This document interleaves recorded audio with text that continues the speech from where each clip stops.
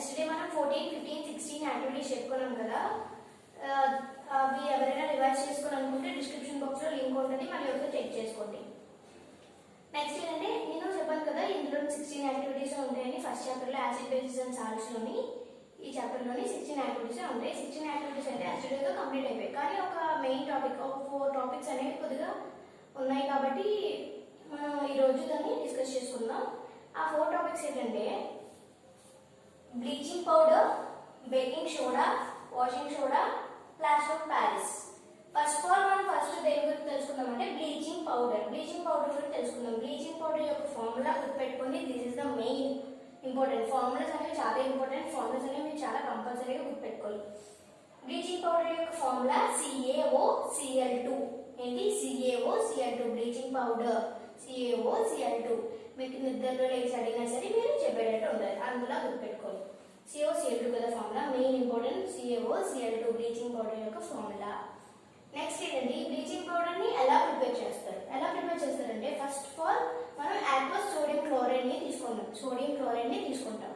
తీసుకొని దాన్ని electrolysis process చేస్తాం. ఎలక్ట్రాలిసిస్ ప్రాసెస్ చేసిన తర్వాత మనకి క్లోరిన్ అనేది మిగులుతుంది. క్లోరిన్ అనేది మిగిలిన తర్వాత క్లోరిన్ ని మనం డ్రై స్లేటర్ లైమ్ తోని రియాక్ట్ చేస్తాం. డ్రై స్లేటర్ లైమ్ తో రియాక్ట్ చేసిన తర్వాత మనకు బ్లీచింగ్ పౌడర్ అనేది వస్తుంది అనమాట. ప్రిపరేషన్ ఆఫ్ బ్లీచింగ్ పౌడర్ అనమాట ఇది. First of all Slater lime తీసుకుంటాం ప్లస్ క్లోరిన్. ఏదైతే ఎలక్ట్రాలిసిస్ చేసిన తర్వాత మనకు క్లోరిన్ మిగులుతుందో దాన్ని తీసుకుంటాం. చూడండి ఇక్కడ రియాక్షన్ ఇచ్చాను. నెక్స్ట్ కెమికల్ ఈక్వేషన్ అన్నమాట ఇది.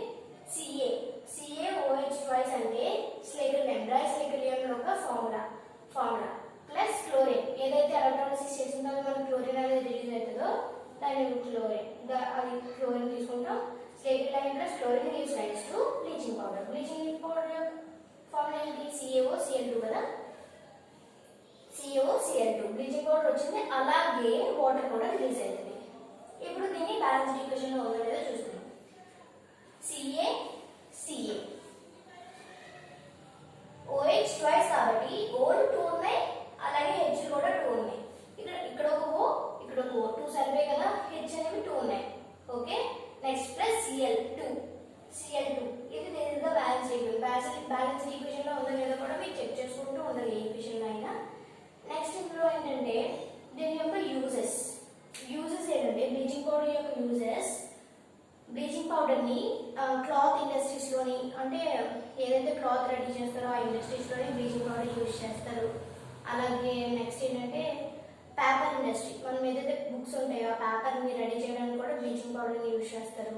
నెక్స్ట్ బట్టలు, వాషింగ్ క్లాత్స్, అంటే బట్టలు ఉతుకుతారు కదా పేరెంట్స్, అప్పుడు కూడా యూజ్ చేస్తారు బ్లీచింగ్ పౌడర్ ని. నెక్స్ట్ ఏంటంటే డ్రింకింగ్ వాటర్ లో యూజ్ చేస్తారు. జర్మ్స్ అనేవి ఉంటాయి కదా, దాన్ని క్లియర్ చేయడానికి బ్లీచింగ్ పౌడర్ అనేది యూజ్ చేస్తారు. నెక్స్ట్ ఏంటంటే కెమికల్ ఇండస్ట్రీస్ లోని ఆక్సిడైజింగ్ ఏజెంట్ గా కూడా బ్లీచింగ్ పౌడర్ ని యూజ్ చేస్తారు. నెక్స్ట్ రియేజెంట్, క్లోరోఫామ్ ని రెడీ చేయడానికి, ప్రిపరేషన్ ఆఫ్ క్లోరోఫామ్ రెడీ చేయడానికి దీన్ని బ్లీచింగ్ పౌడర్ ని రియేజెంట్ గా యూజ్ చేస్తారు. These is the uses of bleaching powder. Bleaching powder గురించి ఇప్పుడు అర్థమైంది కదా. నెక్స్ట్ ఏంటంటే బేకింగ్ సోడా యొక్క ఫార్ములా NaHCO3. మెయిన్ గుర్తుపెట్టుకోవాల్సింది ఫార్ములాస్ అని చెప్పాను కదా. NaHCO3 అనగానే మీకు ఒకటి గుర్తు రావాలి. NaHCO3 అంటే ఏంటి? ఫార్ములా అయితే NaHCO3 అంటే sodium hydrogen carbonate. This is the chemical equation. అంటే సోడియం హైడ్రోజన్ కార్బోనేట్ అన్న బేకింగ్ సోడా అన్న ఒకటే. బేకింగ్ సోడా అంటే నార్మల్ వర్డ్, అది కెమికల్ ఈక్వేషన్స్ లో చెప్పాలంటే సోడియం హైడ్రోజన్ కార్బోనేట్ అని కూడా చెప్తాం. నెక్స్ట్ ఏంటంటే దీని యొక్క ఫార్ములా NaHCO3. ఇది ఫాస్ట్ కుకింగ్స్ లో యూజ్ చేస్తాం, అంటే కుకింగ్ ఫాస్ట్ గా అయిపోవడానికి బేకింగ్ సోడా అనేది యూజ్ చేస్తారు. నెక్స్ట్ ఏంటంటే దీని యొక్క కెమికల్ ఈక్వేషన్ ఏంటంటే దీన్ని ఎలా ప్రిపేర్ చేస్తారు, బేకింగ్ సోడాని ఎలా ప్రిపేర్ చేస్తారు అనేది ఈ ఈక్వేషన్ లో ఉంటుంది. చూడండి. ఫస్ట్ ఆఫ్ ఆల్ NaCl అంటే ఏంటి? సోడియం క్లోరైడ్ తీసుకుంటాం plus water H2O, water plus CO2 అంటే ఏంటి? Carbon dioxide. Next ammonia NH3 అంటే అమోనియా గివ్స్ రైస్ టు ఏం తీసుకున్నాం? NaCl sodium chloride plus water H2O plus CO2. dioxide CO2 plus NH3 ammonia gives rise to NH4Cl ammonium chloride plus NaHCO3. NaHCO3 అంటే ఏంటి? Baking soda కదా, sodium hydrogen carbonate. Baking soda అన్న ఒకటే, sodium hydrogen carbonate అన్న ఒకటే. మనకి baking soda release అయింది కదా, బేకింగ్ సోడా ప్రిపరేషన్ అనేది ఇలా ఉంటుంది. నెక్స్ట్ బేకింగ్ సోడా యూజెస్ ఏంటంటే టాబ్లెట్స్ యాంటాసిడ్స్ లో యూజ్ అవుతాయి. టాబ్లెట్స్ ప్రిపేర్ చేస్తారు కదా, కెమికల్స్ ఏమైనా ప్రిపేర్ చేస్తారు కదా, అందులో కూడా బేకింగ్ సోడాని యూజ్ చేస్తారు. ఇంకోటి ఏంటంటే ఈ బేకింగ్ సోడాని వాటర్లో మిక్స్ చేస్తే, బేకింగ్ సోడాని వాటర్లో మిక్స్ చేస్తే మనకి ఏమేమి రిలీజ్ అవుతాయి? సపోజ్ నేను ఇక్కడ ఒక ఈక్వేషన్ చెప్తాను చూడండి. NaHCO3 ప్లస్ వాటర్ కదా H gives rise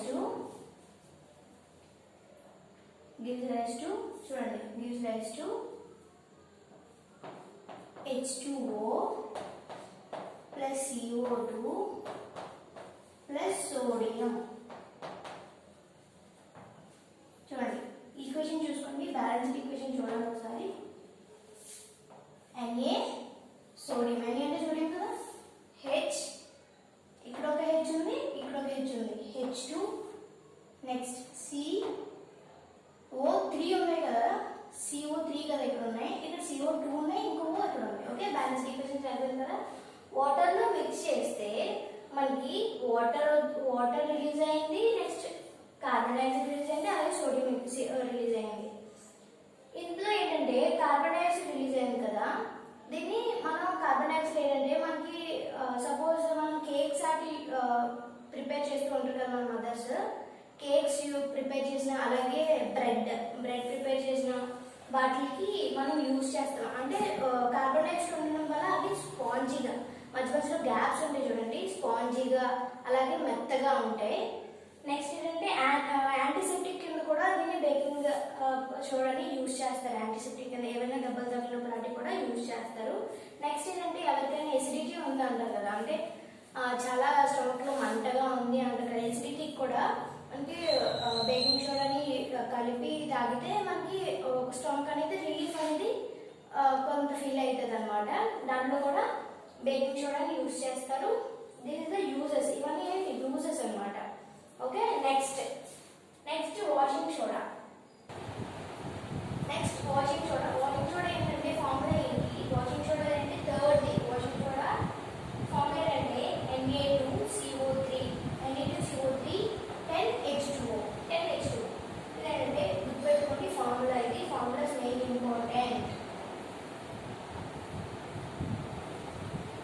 Na2CO3 10H2O. Na2CO3 అంటే ఏంటి? Sodium carbonate. ఇంతకీ పైన చెప్పారు, ఇది ఏంటంటే సోడియం హైడ్రోజన్ కార్బోనేట్. ఇదేంటి? Sodium carbonate. ఇదేంటి? స్మాల్ డిఫరెంట్, హైడ్రోజన్ అనేది డిఫరెంట్ వచ్చేసి సోడియం హైడ్రోజన్ కార్బోనేట్. ఇదేంటి? Sodium carbonate. Water molecules, then also water molecules. ఇది ఫార్ములా కదా. ఇది ఇప్పుడు ఏంటంటే వాషింగ్ సోడా అనేది యొక్క ఫార్ములా కదా. వాషింగ్ సోడా అనేది ఎలా ప్రిపేర్ అవుతుంది? ఇంకోటి ఏంటంటే మనకి బేకింగ్ సోడాని హీట్ చేస్తే మనకి ఈ ఫార్ములా అనేది వస్తుంది. సపోజ్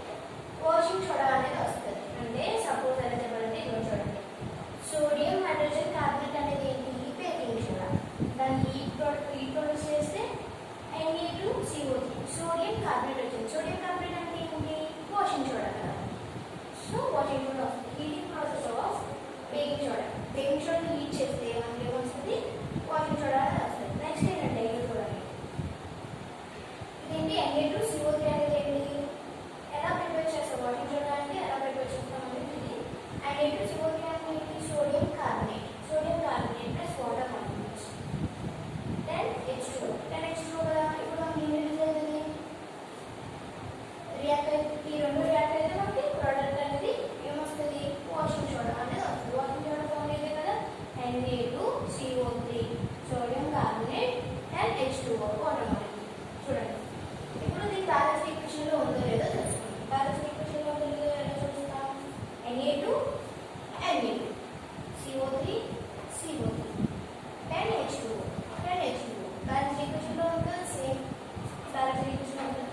నెక్స్ట్ దీని యొక్క యూజెస్ ఏంటంటే దీన్ని వాషింగ్ సోడా ఎందులో యూజ్ చేస్తారంటే గ్లాస్ ప్రిపేర్ చేసిన ఇండస్ట్రీస్లో, అలాగే సోప్స్ ప్రిపేర్ చేస్తారు కదా ఆ ఇండస్ట్రీస్లో, నెక్స్ట్ పేపర్ ఇండస్ట్రీస్లో కూడా వాషింగ్ సోడా అనేది యూజ్ చేస్తారు. నెక్స్ట్ ఇది ఏంటంటే cleaning agent of domestic purpose, cleaning agent కూడా వాషింగ్ సోడా అనేది యూజ్ చేస్తారు. నెక్స్ట్ ఇదండి వాషింగ్ సోడాని ఇండస్ట్రీస్లో కెమికల్ ఇండస్ట్రీస్లో ఎక్కువగా యూజ్ చేస్తారు. కెమికల్ ఇండస్ట్రీస్ అంటే ఇది ఏంటంటే వాషింగ్ సోడా అనేది కెమికల్ ఈక్వేషన్ ఏంటి? కెమికల్ ఈక్వేషన్ వాషింగ్ సోడా ఏంటి? సోడియం కార్బోనేట్ కదా. కెమికల్ ఈక్వేషన్ అంటే వాషింగ్ సోడా అన్నా సోడియం కార్బోనేట్ అన్నా ఒకటే. వాషింగ్ సోడా అయితే నార్మల్ నేమ్, సోడియం కార్బోనేట్ అంటే ఇది కెమికల్ ఈక్వేషన్, కెమికల్ నేమ్ అన్నమాట. కెమికల్గా సోడియం కార్బోనేట్ అంటారు. ఈ సోడియం కార్బోనేట్ అంటారు కదా దీన్ని washing soda, chemical name sodium carbonate Na2CO3. దీన్ని కెమికల్ ఇండస్ట్రీస్లో కెమికల్స్ ఎక్కడైతే యూజ్ చేస్తారో ఆ ఇండస్ట్రీస్లో ఎక్కువగా యూజ్ చేస్తూ ఉంటారు. నెక్స్ట్ ఏంటంటే దీన్ని sodium compounds, manufacturing of sodium compounds అనేది ప్రిపేర్ చేస్తున్నప్పుడు కూడా ఈ వాషింగ్ సోడా అనేది యూజ్ చేస్తూ ఉంటారు. ఇది క్లీనింగ్ ఏజెంట్ అని కూడా చెప్పారు. నెక్స్ట్ వాషింగ్ సోడా గురించి మనం తెలుసుకున్నాం కదా, that's all. Washing soda next ఏంటంటే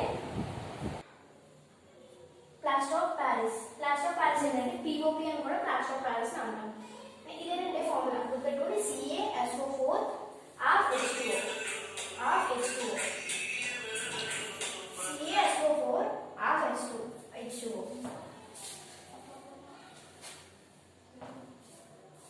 CaSO4 of H2O. చూడండి ఇప్పుడు ప్లాస్టర్ ఆఫ్ ప్యారిస్ ఫార్ములా గుర్తుపెట్టుకోండి, చాలా ఇంపార్టెంట్ ఈ ఫార్ములాస్ అన్ని. ఇదేంటంటే careful eating of Gibson formula ఏంటంటే CaSO4 2H2O గిబ్సన్ యొక్క ఫార్ములా. దీన్ని హీట్ చేస్తున్నప్పుడు దాంట్లో వాటర్ కంటెంట్ ఎందులో ఎప్పుడు 373 డిగ్రీస్లోని కెల్విన్లోని హీట్ చేస్తున్నప్పుడు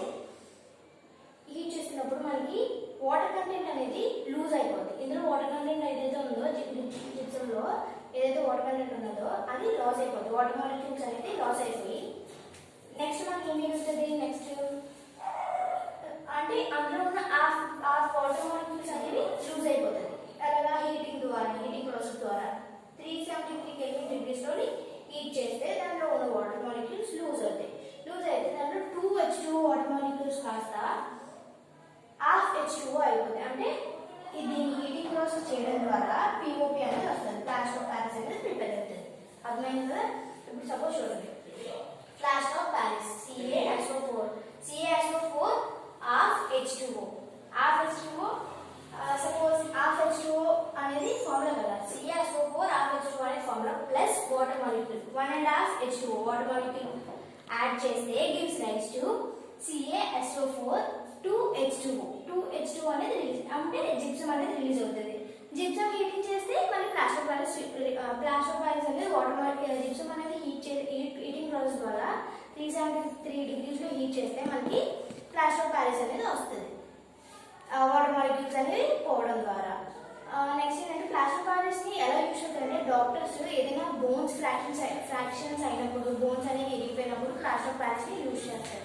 ఈ ప్లాస్టర్ ఆఫ్ ప్యారిస్ పౌడర్లో వాటర్ కలిపి వాటర్ మిక్స్ చేసి దాన్ని ఒక సొల్యూషన్లో ప్రిపేర్ చేసి అది మనకి ఎక్కడైతే బోన్ ఫ్రాక్చర్ అయిందో ఆ బోన్ దగ్గర ఫ్రాక్చర్ అయిన దగ్గర వేస్తే అది ఒక హార్డ్ మాస్క్ కింద రెడీ అవుతుంది, చాలా గట్టిగా రెడీ అవుతుంది అన్నమాట. దీన్ని ప్లాస్టర్ ఆఫ్ ప్యారిస్ అంటే ప్లాస్టర్ ఆఫ్ ప్యారిస్ గుర్తుపెట్టుకొని ఎక్కువ డాక్టర్స్ బోన్స్ ఎక్కడైతే ఫ్రాక్చర్ అవుతాయో అక్కడ యూజ్ చేస్తారు అనమాట. పిండి కట్టు అంటారు కదా దాన్ని, పిండి కట్టు అంటే ప్లాస్టర్ ఆఫ్ ప్యారిస్ యూజ్ చేసి మనకి ఎక్కడైతే బోన్స్ ఫ్రాక్చర్ అవుతాయో అక్కడ కడతారు. That's all. First chapter is completed. Acid base salts chapter is completed. Next tomorrow, next lesson, second lesson. Thank you.